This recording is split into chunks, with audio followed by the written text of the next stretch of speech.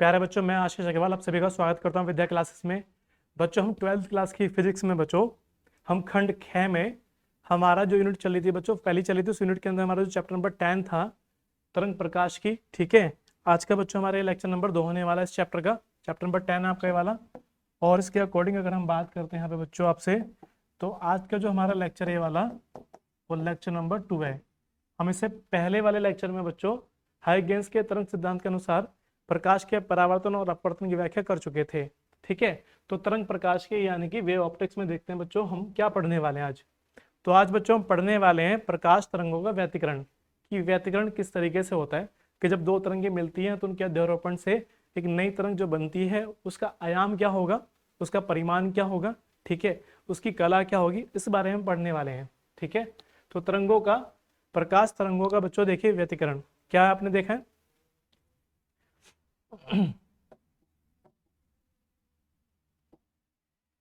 देखिए बच्चों कि जल के तल पर फैली तेल की परत, तेल की पतली परत अथवा साबुन के घोल के बुलबुले को सूर्य के प्रकाश में अलग अलग स्थितियों से देखने पर उसमें अनेक अलग अलग रंग दिखाई देते हैं। आपने देखा होगा कि जब हम किसी पानी में साबुन के घोल के बुलबुले देखते हैं और उसको अलग अलग तरीके से देखते हैं, अलग अलग एंगल से जब देखते हैं तो उसमें हमें वो रंग बिरंगे आपको साबुन के घोल के बुलबुले नजर आते होंगे। ठीक है, क्या आपने कभी सोचा है कि ऐसा क्यों होता है, इसका कारण क्या होगा, है ना, इसका कारण क्या होगा, ये क्यों होता है। तो ये इसका जो कारण है बच्चों, इसका कारण है, इसका कारण होता है बच्चों प्रकाश का व्यतिकरण, इसका कारण होता है। ठीक है, बात समझ में आ रही है बच्चों आपके, प्रकाश का व्यतिकरण इसका कारण होता है। व्यतिकरण की घटना अगर यहां पे देखते हैं बच्चों, तो व्यतिकरण की घटना प्रकाश तरंगों में व्यतिकरण की घटना प्रकाश तरंगों में ही नहीं होती है, जो कि वैद्युत चुंबकीय तरंगे हैं, वरन ध्वनि तरंगों में भी होती हैं, जो कि यांत्रिक तरंगे होती हैं। ठीक है, जो कि यांत्रिक तरंगे होती हैं, इसका अध्ययन हम इस चैप्टर में बच्चों करने वाले हैं, इस टॉपिक में हम यहाँ पर करने वाले हैं। ठीक है, तो देख लेते हैं बच्चों आगे कि अध्यारोपण का सिद्धांत क्या कहता है। तो जब भी दो तरंगे बच्चों आपकी मिलने वाली होंगी तो अध्यारोपण के सिद्धांत से उन तरंगों का जो आयाम होगा, जो परिणामी तरंग होगी, वो उनके अगर एक ही दिशा में चलती है तो दोनों की योग के बराबर होती है, और अगर विपरीत दिशा में होती है तो बच्चों उनके माइनस यानी कि विपरीत दिशा में उनको घटाने पर आपको जो मिलती है। कि जैसे अगर हमारे पास में कोई तरंग इस तरीके से जा रही है बच्चों, आपके पास में मान लो कोई तरंग इस तरीके से जा रही है, ठीक है, तो इस तरंग का आयाम कितना होगा, कि ये तरंग आपकी कितनी ऊपर उठ रही है, कितनी नीचे दब रही है। ठीक है, जैसे अगर हम बात करते हैं बच्चों यहाँ पे,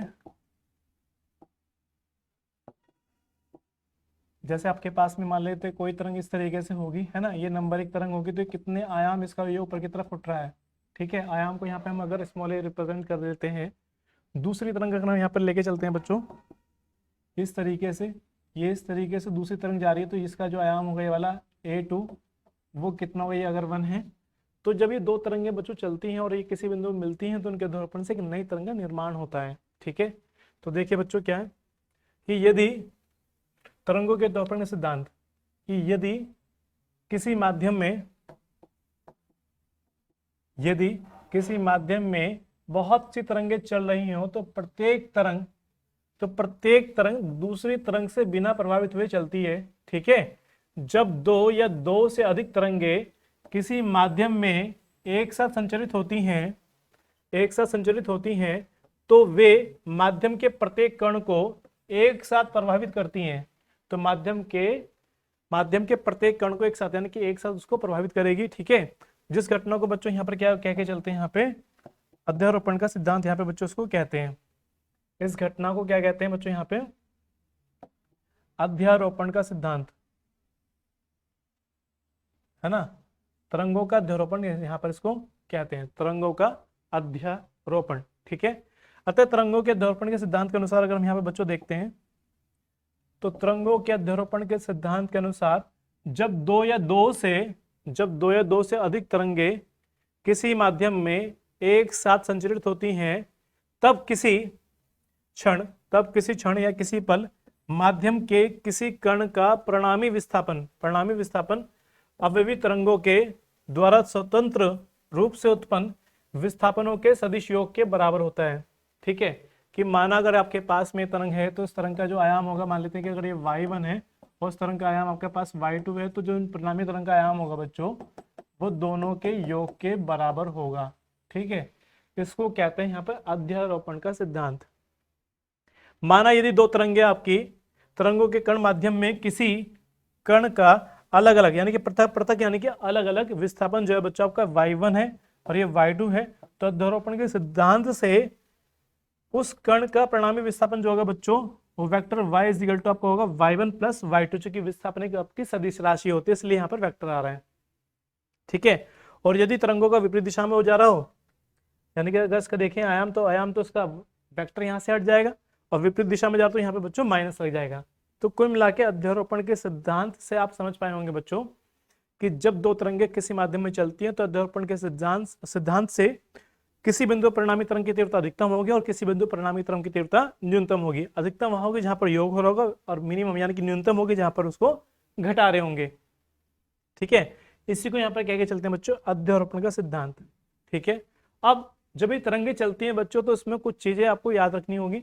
जैसे नंबर 1 पे आपको कि कला क्या होती है ना, कि कला क्या होती है, कलांतर क्या होता है। ठीक है, पथांतर यानी कि पथ का अंतर क्या होता है और समयांतराल। ठीक है, तो अगर यहां से देखते हैं बच्चों तो पहले देख लेते हैं कि कला क्या होती है। तो किसी तरंग के विस्थापन समीकरण में जया या कोज्या, जो भी आप तरंग की विस्थापन समीकरण लेते हैं, जैसे आपने जाना होगा यहाँ पर ये आपने एक विस्थापन समीकरण ले रखी है, जैसे आपने वाली विस्थापन समीकरण लिए वाली यहां पर। ठीक है, y बराबर a sin ओमेगा टी। अगर आपकी इस बात समझ में आ रही है तो इस विस्थापन समीकरण में ये जो ओमेगा टी है साइन का कोणांक साइन या कोज्या का कोणांक ही कला कहलाता है। ठीक है, तो इसका मतलब हो गया कि जो विस्थापन समीकरण में लिए बच्चों y बराबर a sin ओमेगा टी, इसमें जो ओमेगा टी होगा वो आपका कला होगा। ठीक है, ओमेगा टी यहाँ पर क्या आपका कला है। ठीक है, दूसरा कलांतर। अब कलांतर के लिए आपको दो तरंगे लेनी होगी यहाँ पे बच्चों। दो तरंगों की कलाओं के अंतर को कलांतर कहते हैं, यानी कि दो तरंगों में जो कला का अंतर होगा कि कितने एंगल से पहली वाली और कितने एंगल से दूसरी तरंग आपकी जाती है, दो तरंगों की कलाओं के अंतर को बच्चों कहते हैं कलांतर। ठीक है, यदि हम यहाँ पर कह के चलें कि पहली वाली जो समीकरण हमारे पास में है बच्चों,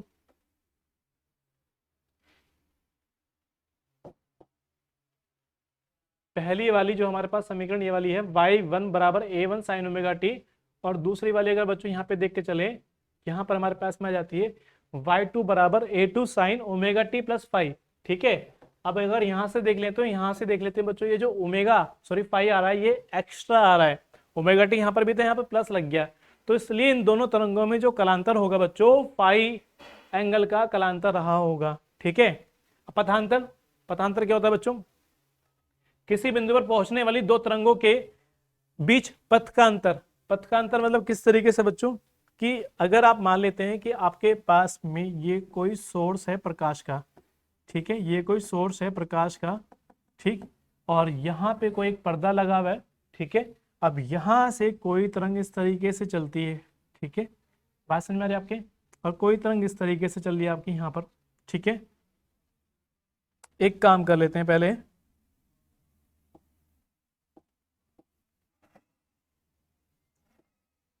यहां पे एक पर्दा लगा लेते हैं।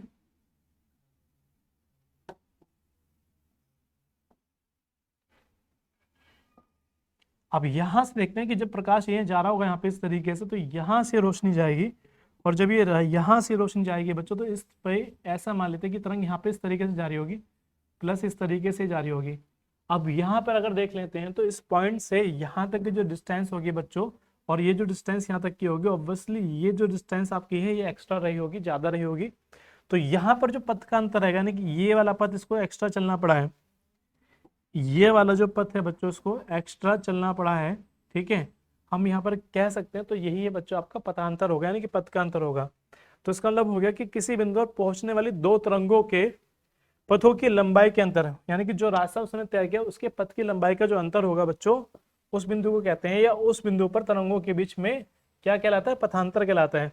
ठीक है, और पथांतर निकालने के लिए फॉर्मूला आप लगा के चलेंगे बच्चों, डेल्टा एक्स बराबर lambda upon 2 pi into delta phi. ठीक है, और यहां से अगर आपको बच्चों कलांतर निकालना हो, तो डेल्टा फाई बराबर आपका जाएगा बच्चों यहाँ पे delta phi is equal to 2 pi upon lambda into में डेल्टा एक्स आ जाएगा। तो डेल्टा फाई तो हो गया कलांतर, और डेल्टा फाई हो जाएगा आपका पथांतर, यानी कि पथ का अंतर। ठीक है, ये मेन फॉर्मूला है बच्चों, आपको ये याद रखना है। अब समयांतराल दो तरंगों के बीच में जो समय लगता है बच्चों, उसके लिए फॉर्मूला आपको निकालना है T upon 2 pi into five. T upon 2 pi into five, five क्या होगा बच्चों यहाँ पे, कलांतर की कितना एंगल का डिफरेंस उसके बीच में रहा होगा। ठीक है, चलिए अगर यहाँ तक बच्चों बात क्लियर हो जाती है आपके, तो देख लेते हैं यहाँ पे जब व्यतिकरण हो रहा होगा बच्चों, तो इसमें किस तरीके से आप देखते हैं दो तरंगों का व्यतिकरण। ठीक है, व्यतिकरण से केवल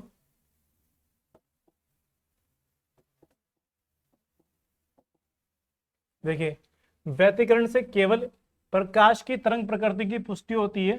ठीक है, तरंग प्रकृति की पुष्टि होती है, कण की प्रकृति की पुष्टि नहीं होती है, क्योंकि न्यूटन का कणिका सिद्धांत के अनुसार प्रकाश एक कण के रूप में चलता है, जबकि हाइगेंस के अनुसार प्रकाश तरंग के रूप में चलता है।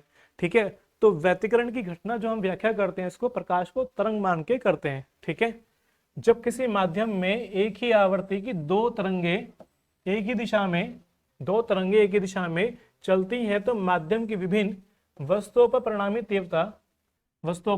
तीव्रता उनकी पृथक पृथक तीव्रताओं के योग से भिन्न होती है। ठीक है, अलग तीव्रता के योग से भिन्न होती है। माध्यमों के कुछ बिंदु परिणामी तीव्रता बहुत अधिक होती है, ठीक है, बहुत अधिक, तो कुछ बिंदुओं पर बहुत कम अथवा शून्य भी कह सकते हैं यहाँ पे। ठीक है, इस घटना को क्या कहते हैं बच्चों, इस घटना को कहते हैं तरंगों का व्यतिकरण। ठीक है, क्या कहते हैं बच्चों, तरंगों का व्यतिकरण। जहां पर परिणामी तीव्रता की योग से अधिक होती है, परिणामी तीव्रता अलग तीव्रताओं के योग से अधिक होती है, वहां पर वे व्यतिकरण को बच्चों कहते हैं यहाँ पर समपोषी व्यतिकरण। ठीक है, और इसके विपरीत जिन बिंदुओं पर परिणामी तीव्रता अलग अलग तीव्रता के योग से कम होती है अर्थात शून्य होती है, वहां पर वे व्यतिकरण को बच्चों कह के चलते हैं यहाँ पे विनाशी व्यतिकरण। ठीक है, विनाशी व्यतिकरण कह के चलते हैं इसको, या कहते हैं।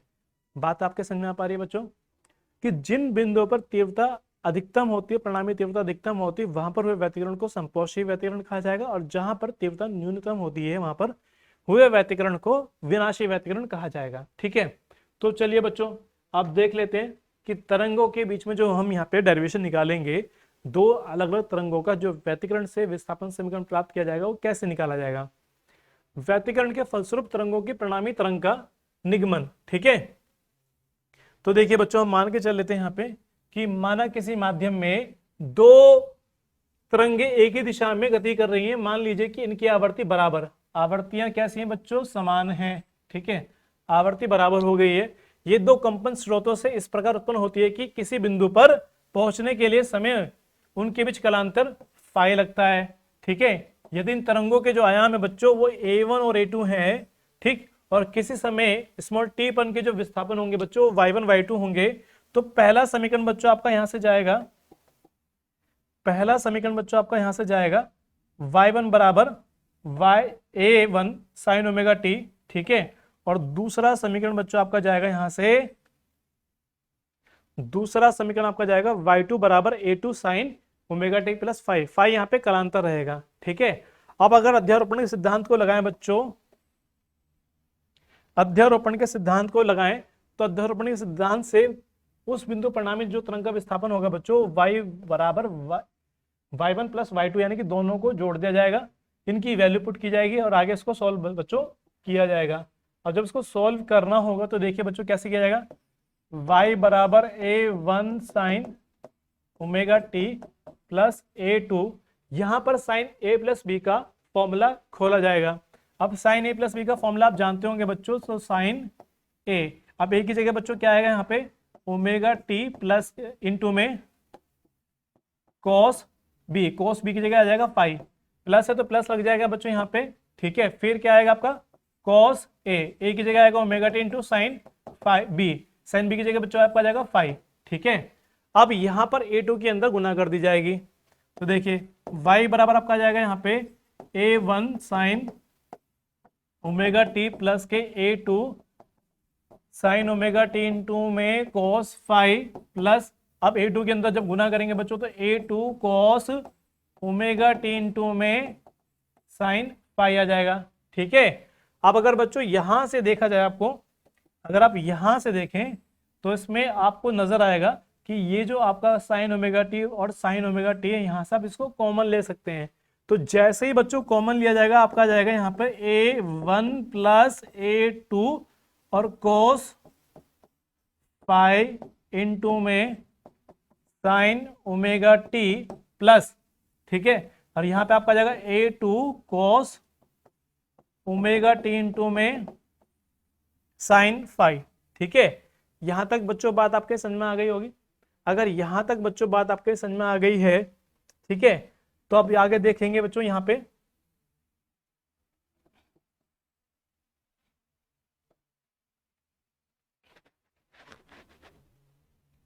एक काम कर लेते हैं बच्चों,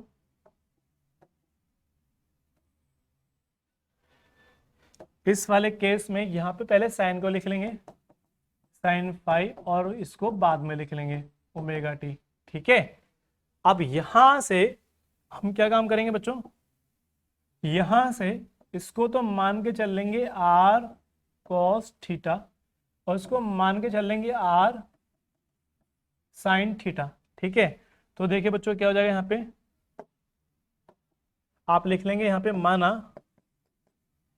ठीक है, मान लेंगे जब आप इसको यहाँ पे कि माना A1 plus A2 cos phi is equal to R cos theta, equation number एक मान लेंगे, उसको जब मान के चल लेंगे आप A2 साइन फाइव बराबर R sine theta, equation number दो मान लेंगे, ठीक है।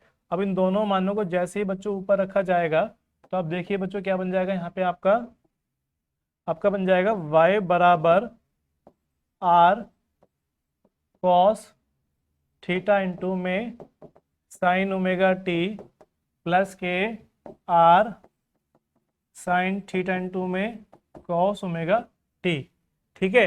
अब इन दोनों में अगर आप बच्चों देख पाए यहाँ पर, तो इसमें आप देख सकते हैं यहाँ पे कि ये वाला आर कॉमन आ जाएगा, इसमें भी ये वाला आर कॉमन आ जाएगा। तो जैसे ही बच्चों आर कॉमन लिया जाएगा यहाँ से, तो आप यहाँ पे लिख सकते हैं y बराबर आर कॉमन ले लिया, अंदर आपका बच जाएगा बच्चों साइन, पहले हम साइन को लिखेंगे साइन ओमेगा टी इंटू में कॉस थीटा प्लस फिर कॉस लिखेंगे कॉस ओमेगा टी इंटू में साइन थीटा, और यहाँ पे फिर से फॉर्मूला बन जाएगा, आप जानते होंगे बच्चों साइन फॉर्मूला होता है साइन ए प्लस बी का sine A into cos B plus cos A into में साइन बी, ठीक है। तो जैसे इस फॉर्मूले को यहाँ लगाया हमने, तो आपका फिर से बन जाएगा बच्चों y बराबर R sine omega t plus के थीटा, ठीक है। और ये जो आपके पास में बच्चों समीकरण निकल कर आई है, इसको मान के चलेंगे समीकरण 3, और समीकरण 3 जो है आपकी ये है बच्चों परिणामी तरंग का विस्थापन समीकरण है, और जो आर है बच्चों यहाँ पे वो परिणामी तरंग का क्या होगा, आयाम होगा, ठीक है। अगर यहां पर ये बात आपके क्लियर हो चुकी है, तो इसमें इक्वेशन नंबर 1 और इक्वेशन नंबर 2 आपको दिखाई दे रही होगी। अब इक्वेशन नंबर 1 और इक्वेशन नंबर 2 को बच्चों जब सॉल्व किया जाएगा, जैसे अगर हम बात करें तो हमारे पास जो समीकरण नंबर ए आई थी A1 प्लस A2 कॉस, यहाँ पे आपका आया था phi is equal to R cos theta, equation number 1 थी ये वाली।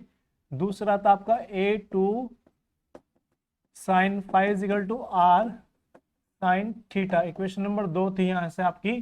तो आप क्या काम करेंगे बच्चों, यहाँ पे समीकरण 1 का स्क्वायर करेंगे प्लस समीकरण 2 का स्क्वायर करके आपस में जोड़ देंगे। ठीक है, तो देखिए बच्चों, R square cos square theta plus R square sine square theta is equal to आपका आ जाएगा बच्चों यहाँ पे a1 plus a2 cos phi का होल स्क्वायर प्लस के a2 का स्क्वायर साइन स्क्वायर फाई, ये स्क्वायर है बच्चों। ठीक है, यहां से देखेंगे आर स्क्वायर कॉमन आ जाएगा, अंदर बच जाएगा आपका sine square theta plus cos square theta is equal to यहाँ पे खुले जाएगा आपका a प्लस बी का होल स्क्वायर, यानी कि a square plus b square plus 2ab। ठीक है, a1 का स्क्वायर प्लस के a2 का स्क्वायर कॉस स्क्वायर फाई, ठीक, plus 2a1 a2 cos phi.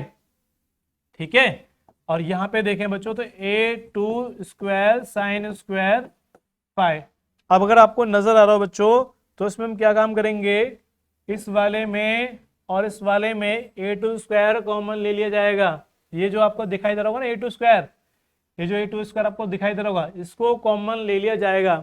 तो यहां से तो वैल्यू बन जाएगी बच्चों इसकी 1, क्योंकि हम जानते हैं sign square theta plus cos square theta की जो वैल्यू होती है वो 1 होती है। तो यहां से आपका जाएगा आर स्क्वायर इंटू में 1 इजिकल टू आपका जाएगा यहाँ पे a1 का स्क्वायर प्लस यहाँ से आप कॉमन ले लेंगे a2 स्क्वायर कॉमन ले लिया, अंदर आपके बच गया बच्चों कोस स्क्वायर फाई प्लस के sine square phi plus 2a1 a2 cos phi. ये वैल्यू फिर से बच्चों आपकी 1 हो गई है। ठीक है, तो जैसा आप देखेंगे तो यहाँ पे आर स्क्वायर आपका बन जाएगा a1 का स्क्वायर प्लस a2 का स्क्वायर इंटू में 1 plus 2a1 a2 cos phi. ठीक है, आपकी बात यहां तक समझ में आ पा रही होगी।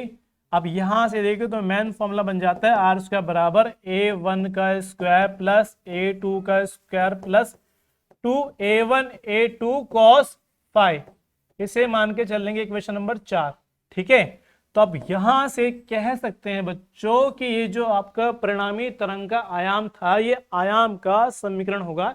यहां से अगर आपको बच्चों आर निकालना हो, यहां से बच्चों अगर आपको आर निकालना हो तो आप कह सकते हैं कि आर बराबर अंडर रूट a1 का स्क्वायर प्लस a2 का square plus 2a1 a2 cos theta cos theta. तो यहां से आप बच्चों आयाम निकाल सकते हैं। ठीक है, या तो इक्वेशन नंबर 4 मान लेते हैं इसको, या आप इसको इक्वेशन नंबर यहां पे दिखा सकते हैं 5। फिलहाल हम 4 लेके चलेंगे। ठीक है, तो यहां तक बच्चों कोई दिक्कत किसी तरह की? चलिए, अगर यहां तक कोई समस्या आपको नहीं आ रही है तो आप ही जानते होंगे बच्चों जो प्रकाश की तीव्रता होती है उसके आयाम के वर्ग के समानुपाती होती है ना। क्योंकि अगर हम यहां पे बात करें प्रकाश की जो तीव्रता होती है इंटेंसिटी, जिसको हम आई से रिप्रेजेंट करते हैं तीव्रता, तीव्रता जो होती है बच्चों, तीव्रता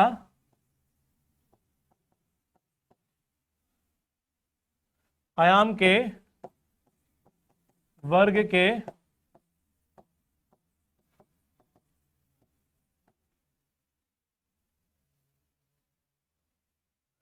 आयाम के वर्ग के अनुक्रमणोपाती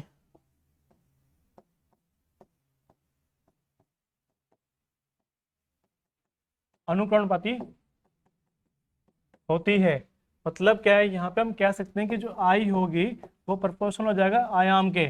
आयाम चूंकि आर है परिणामी तरंग का, तो हम यहाँ से कह सकते हैं बच्चों ये आर के वर्ग के बराबर होगा, है ना। इसको हटाने के लिए बच्चों यहाँ पे कांस्टेंट आ जाएगा, यहाँ पे कैपिटल के मान के चलेंगे, आर स्क्वायर आ जाएगा। ठीक है, बात समझ में आ पा रही है? तो यहां से हम कह सकते हैं कि जो आपका आर स्क्वायर जाएगा बच्चों वो आई अपॉन के चला जाएगा, और यहां से अगर हम यहाँ पे केवल आर को निकाल लेते हैं तो आई अपॉन के चला जाएगा अंडर रूट में।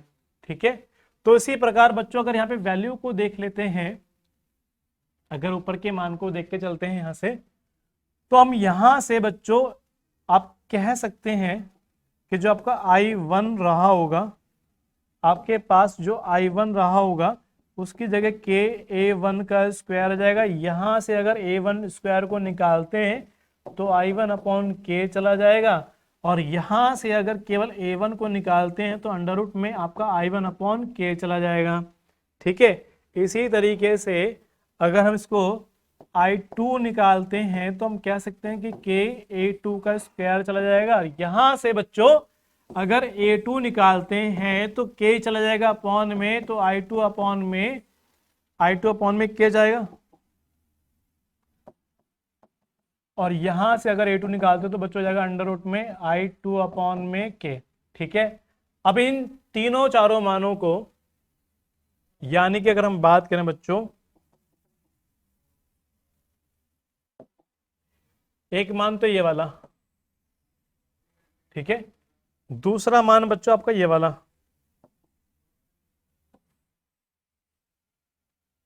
यानी कि एक तो स्क्वायर वाले मान, ठीक है, और एक ये सिंपल वाले मान, यानी कि A1 A2 के मान। इन मानों को आपको बच्चों कहाँ रखना होगा?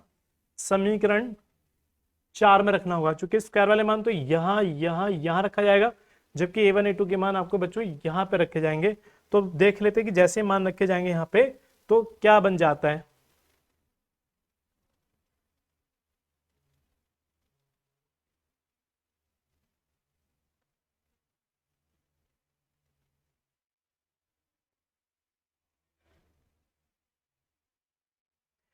देखिए बच्चों, अब जब यहाँ पे मान रखे जाएंगे यहाँ पे,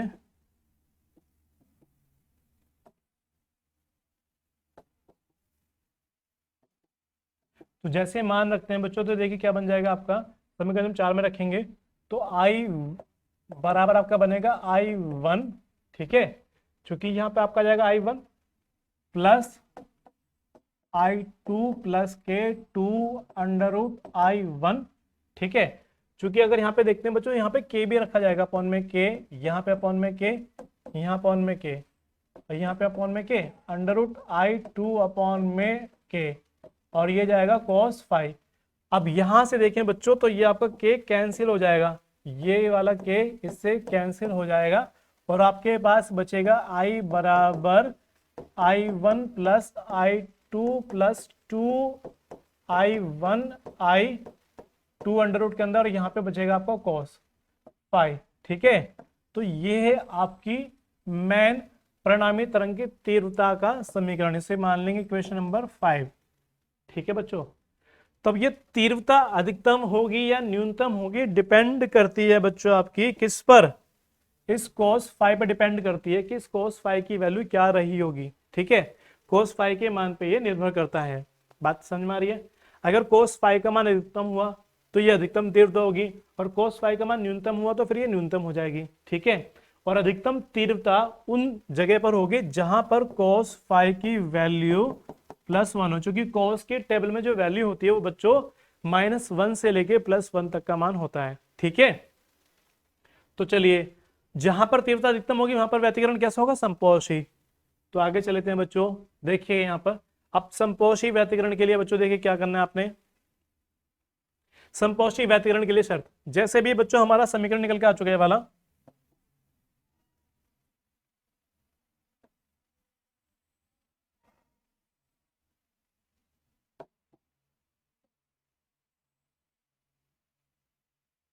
आपको इस समीकरण दिखाई दे रहा है बच्चों, I बराबर I1 plus I2 plus 2 under root I1 I2 cos phi. अब यहां से स्पष्ट है कि cos फाई के मान पे डिपेंड करता है। ठीक है, cos फाई का मान अगर अधिकतम हुआ तो समपोषी व्यतिकरण होगा बच्चों आपका। ठीक है, और cos फाई की वैल्यू अगर आपके पास में +1 है तो उसके लिए क्या होगा? समपोषी व्यतिकरण। और cos फाई की वैल्यू 1 कहाँ मिलेगी? 0 पे मिलेगी, 2 पाई पे मिलेगी, 4 पाई पे मिलेगी। ठीक है, तो ये आपका हो गया पथांतर, सॉरी कलांतर हो गया। तो उसको इन जनरल फॉर्मूला डिवाइड किया है तो आपका बन जाएगा यहाँ पे बच्चों आपका ये वाला क्या बन जाएगा?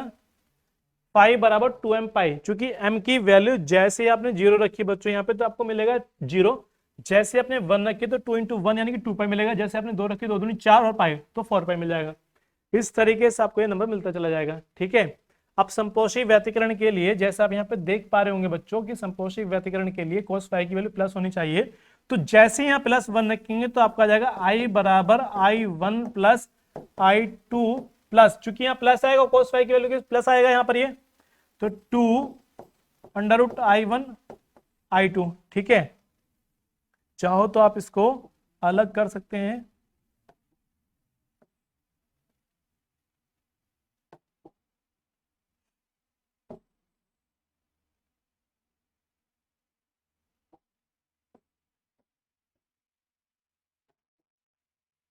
चलिए तो देख लेते हैं यहाँ पे 2 √I1 और √ यहाँ पे I2। ठीक है, तो यहाँ पे बच्चों फॉर्मूला बन जाएगा आपका a + b का होल स्क्वायर वाला। तो यहाँ पे आप लिख सकते हैं कि I बराबर, यहाँ पे तीव्रता कैसी हो जाएगी बच्चों, अधिकतम। तो अधिकतम के लिए यहाँ पे आप लगा देंगे मैक्सिमम। तो I मैक्सिमम बराबर आपका जाएगा यहाँ पे I1 plus √I1 plus √I2 का होल स्क्वायर। तो ये है बच्चों आपकी अधिकतम तीव्रता के लिए व्यंजक। ठीक है, और चूंकि अभी आप जाने हैं बच्चों कि जो आपका तीव्रता होती है वो आयाम के वर्ग के बराबर होती है, तो जैसे अगर यहाँ पे रूट लगा देते हैं तो I √ बराबर आप कह सकते हैं a हो जाएगा, आयाम हो जाएगा। तो उस हिसाब से बच्चों हम यहाँ पे इसको आयाम के पदों में डिवाइड कर सकते हैं। हम यहाँ पर कह सकते हैं कि जो आपका आयाम होगा यानी कि I मैक्सिमम जो आपका होगा यहाँ पे, हम इसको लिख सकते हैं बच्चों a1 प्लस a2 का होल स्क्वायर। ठीक है, तो ये आपके आ गया आयाम के पदों में और ये आ गया आपका तीव्रता के पदों में। तीव्रता के लिए यहाँ पे बच्चों √I1 प्लस I2 जाएगा और आयाम के पदों में a प्लस a2 जाएगा। ठीक है, अब बच्चों देखिए विनाशी व्यतिकरण के लिए, विनाशी व्यतिकरण वहां पर होगा बच्चों जहां पर तीव्रता आपकी cos फाई की वैल्यू कैसी होगी, -1 रहेगी। -1 कहां का मिलेगा, पाई पे मिलेगा, 3 पाई पे मिलेगा, 5 पाई पे मिलेगा। इसके लिए जनरल फॉर्मूला बच्चों आपके पास बन जाएगा यहाँ पे पाई बराबर 2m - 1 × पाई। जैसे m की वैल्यू यहाँ पे बच्चों 1 पुट करेंगे, जैसे m की वैल्यू 1 पुट करेंगे यहाँ पे, तो 2 एकम 2, 2 में से एक जाएगा, बचेगा 1 की गुना करेंगे पाई में तो पाई बन जाएगा। जब 2 रखेंगे, 2 दूनी 4, 4 में से एक जाएगा, 3 बचेंगे, 3 की गुना करेंगे पाई में तो 3 पाई जाएगा। जब 3 रखेंगे, 3 दूनी 6, 6 में से एक जाएगा बच्चों, 5 बचे, 5 पाई आ जाएगा। ठीक है, तो इस तरीके से आप यहाँ पर कर सकते हैं। ये आपके पास में फॉर्मूला यहाँ पर आ ही गया है ये वाला। तो cos फाई की वैल्यू यदि -1 है तो उस जगह पर व्यतिकरण कैसा होगा बच्चों, विनाशी होगा, और यानी कि उस जगह पर जो तीव्रता होगी बच्चों आपकी वो मिनिमम रहेगी। तो मिनिमम तीव्रता के लिए आपको क्या करना होगा, I1 प्लस I2, यहां पर बच्चों माइनस हो जाए, चूंकि cos फाई की वैल्यू माइनस रखी है ना आपने, तो 2 √I1 √I2, और इसको फॉर्मूले को अगर लिखेंगे तो हम लिख सकते हैं कि I minimum √I1 minus √I2 का स्क्वायर। ठीक है, इसको इस तरीके से बच्चों लिखा जा सकता है तीव्रता के पदों में, और आयाम के पदों में लिख सकते हैं बच्चों इसको मिनिमम के लिए a1 माइनस के a2 का स्क्वायर। ये बच्चों आपका हो गया आयाम के पदों में। ठीक है, तो यहां तक बच्चों आपकी बात समझ में आ गई होगी।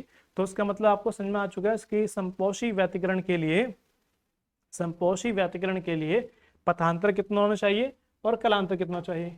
अब नॉर्मली अगर हम बात करें बच्चों तो हमारे पास में फॉर्मूला निकल कर आया था, अगर आपके याद हो कि आपके पास में अगर याद हो आपके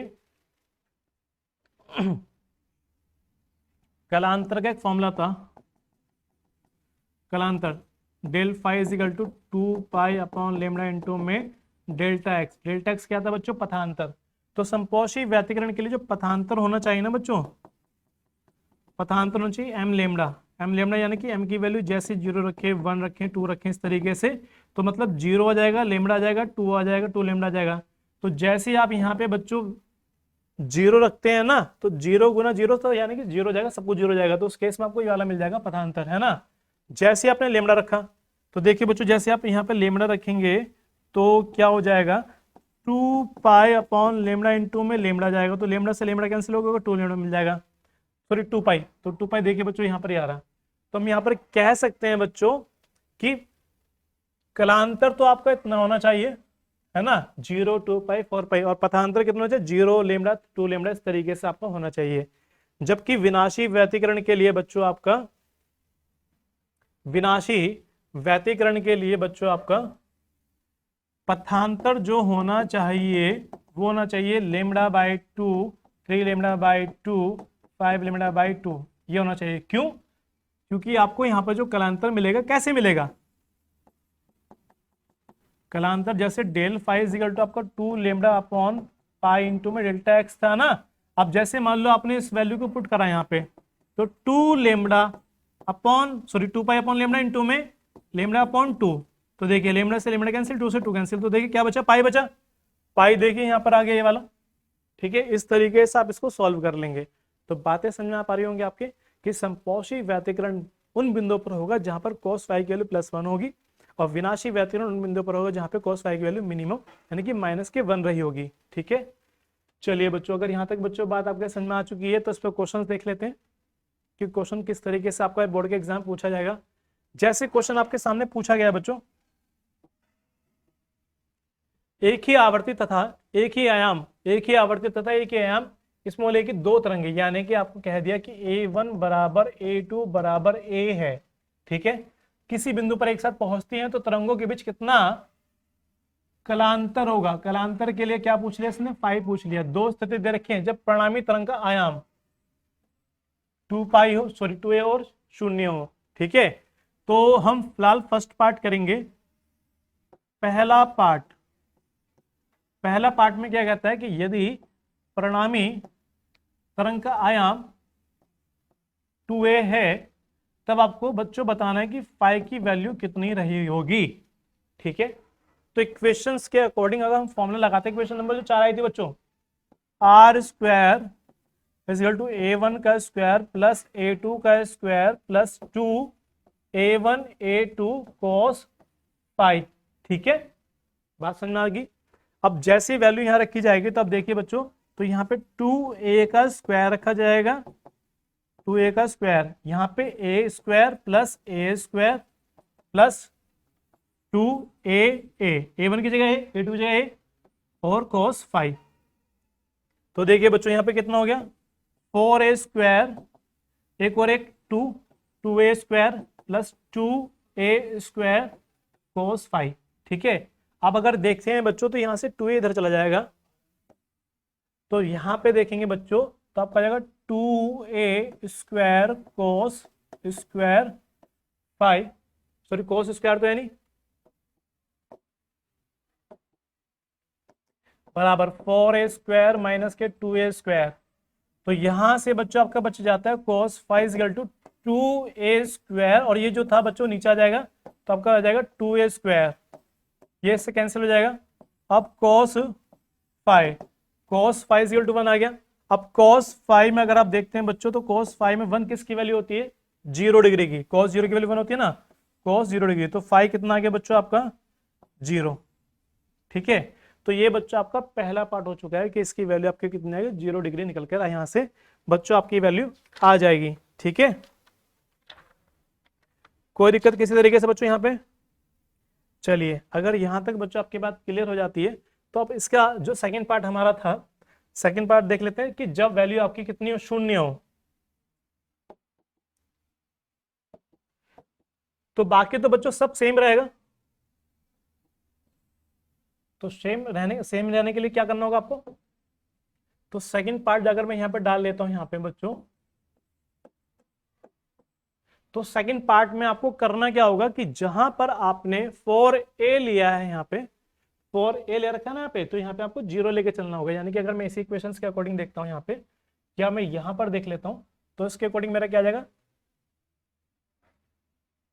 अगर मैं वहां से लेके चलता हूँ बच्चों, देखिए तो 0 is equal to 2a square plus के 2a स्क्वायर cos फाइ आ जाएगा। अब यहां से 2a स्क्वायर cos फाइ बराबर, ये माइनस जाएगा, हो जाएगा माइनस, हो जाएगा ना 2a स्क्वायर, और यहां से cos फाइ बराबर माइनस के 2a स्क्वायर अपॉन में 2a स्क्वायर, कट के कितना आ गया बच्चों? cos phi equal to minus का 1 आ गया। अब cos की टेबल में जो -1 वैल्यू होती है बच्चों, किसकी होती है? cos 180 की, 180 डिग्री, तो फाइ बराबर कितना आ गया? 180 डिग्री। ठीक है, तो इस तरीके से बच्चों आपको ये क्वेश्चंस करने होंगे। ठीक, चलिए अगर यहां तक बच्चों बात आपके समझ में आ जाती है, यहां तक बच्चों आपके बात समझ में आ जाती है, तो आगे देख लेते हैं। जैसे आपको दे रखा लेमड़ा बराबर 5000, लेमड़ा बराबर आपको दे रखा है 5000 एंगस्ट्रॉम दे रखा है, तो उसको अगर मीटर में कन्वर्ट करते हैं बच्चों तो 5000 गुना 10 की पावर माइनस के 10 मीटर जाएगा। और यहां से इसको चेंज कर लें तो 5 गुना 10 की पावर माइनस के 7 मीटर चला जाएगा। ये कह रहा है तरंगों की दो प्रकाश किरणों के मध्य कलांतर, कलांतर आपको दे दिया पाई, कितना दे दिया 180 डिग्री, 180 डिग्री मतलब पाई हो गया। ठीक है, तो उसने पूछ लिया पथांतर, पथांतर यानी कि डेल्टा एक्स पूछ लिया इसने, पथांतर यानी कि डेल्टा एक्स पूछ लिया। ठीक है, अभी आपकी याद होगा हमने एक फॉर्मूला पढ़ा था बच्चों यहाँ पे, delta pi is equal to 2 pi upon lambda into delta x. ठीक है, तो उसने आपसे डेल्टा एक्स की वैल्यू पूछी है, तो यहां पर वैल्यू अगर डेल्टा एक्स की निकालनी है आपको तो क्या जाएगा, डेल्टा पाई इनटू में लेमडा अपॉन 2 पाई। ठीक है, बात समझ में आ रही है आपके? तो डेल्टा एक्स बराबर डेल्टा पाई की वैल्यू कितनी है पाई, लेमडा की वैल्यू कितनी है 5 गुना 10 की पावर माइनस के 7 अपॉन 2 इंटू पाई। तो पाई से पाए गया, 2 से इसको काटेंगे तो डेल्टा एक्स बराबर आपका जाएगा बच्चों 2.5 इंटू 10 की पावर माइनस के 7 मीटर। ये इस तरंग का बच्चों पथांतर रहा होगा। ठीक है, तो यहां तक बच्चों बात क्लियर हो जाती है। अगर यहां तक बच्चों बात आपके क्लियर हो जाती है,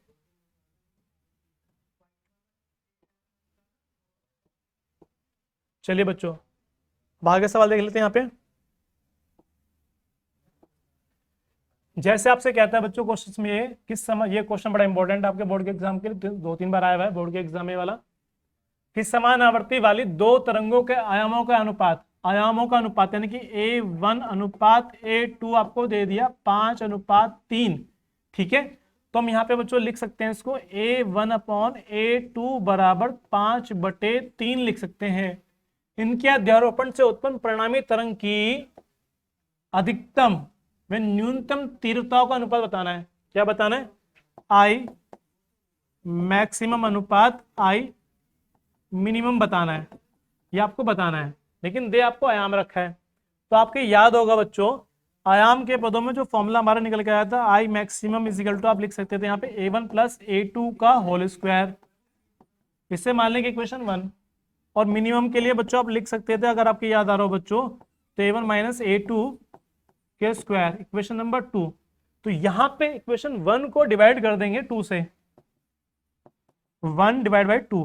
ठीक है, तो आपका आ जाएगा I maximum upon I minimum A1 plus A2 का होल स्क्वायर अपॉन में A1 माइनस A2 का होल स्क्वायर। ठीक है, तो अब यहां से बच्चों आगे इसको जब सॉल्व किया जाएगा तो हम इसको लिख सकते हैं कि I maximum upon I minimum, यहां से बच्चों आपका आ जाएगा A1 अपॉन A2 प्लस 1 का स्क्वायर अपॉन में A1 अपॉन A2 माइनस 1 का स्क्वायर। क्यों? क्योंकि हमने A2 को बाहर कॉमन ले लिया, यानी कि A2 स्क्वायर कॉमन आ गया, A2 स्क्वायर यहाँ पे कॉमन आ गया। जब ये कॉमन आ गया बच्चों तो ये इससे कैंसिल बच्चों हो जाएगा, ये कट जाएगा से। और जब ये कट जाएगा तो वैल्यू क्या बची आपके पास में, I maximum upon I minimum बराबर A1 अपॉन A2 प्लस 1 का square upon A1 upon A2 minus 1 का स्क्वायर।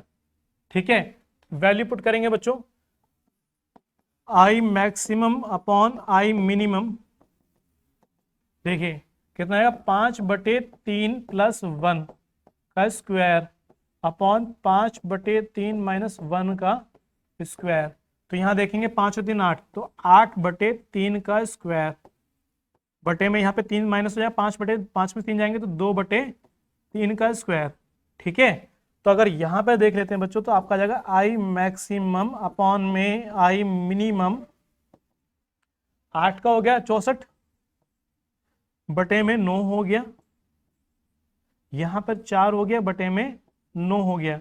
अब 9 से 9 बच्चों आपका हो जाएगा यहाँ पर कैंसिल हो जाएगा, ठीक है। जब यहाँ पर आपका एक कैंसिल हो जाएगा तो आपके पास बचेगा आई मैक्सिमम अपॉन में आई मिनिमम बराबर 64/4। इसको काटेंगे तो 16 बार कट जाएगा, तो यानी कि आपका जाएगा आई मैक्सिमम अनुपात आई मिनिमम बराबर 16:1।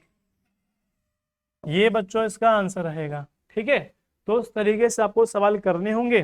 तो चलिए बच्चों, मिलते हैं आपसे नेक्स्ट वीडियो में, नेक्स्ट लेक्चर में। आज के लिए बस इतना ही, धन्यवाद।